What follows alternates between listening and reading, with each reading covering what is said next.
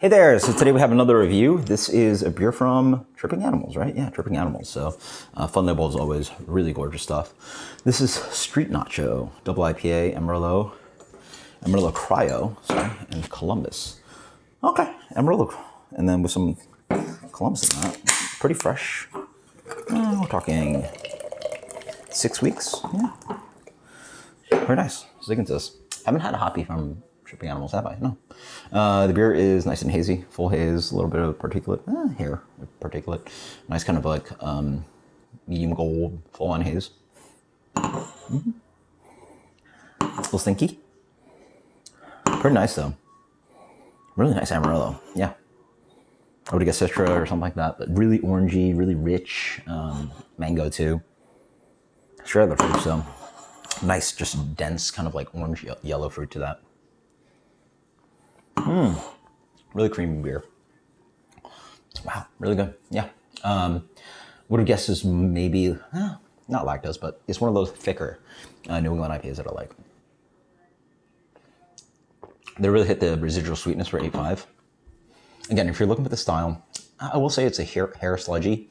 I feel that a good amount of New England IPAs can be a little bit over attenuated, at least for the style. You know, I think like old school brewers say like, oh, that's not over attenuated, or that's not attenuated enough, or blah blah. But you know, for a double IPA, this ideally, listen, Southwood Cellar should be finishing at like 10-20, which for a lot of styles is like pretty high. For a lot of styles, you're thinking about like, you know, Imperial Stout, right? Something like that. Good, but I think that, or strongly believe that New England IPA should be, especially double IPA A5, you're really finishing at that gravity, and like some of them just don't. They're too overly dry, especially the shelf stable ones. They're just like, you know, like if you want the juice, like you really have to emphasize that. And to get that, you need some residual sweetness in your beer. And it feels that way. Like the beer just moves a little bit different. The carbonation just like, you know, yeah, it sits there. This beer probably has a even higher residual sweetness than 10-20. You pour enough beer, you see the bubbles, and the carbonation sort of rise on that. And this beer is like, got a good amount of residual sweetness to it.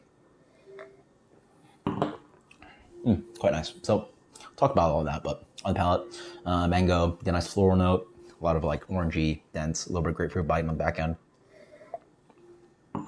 Very tasty, very, very good.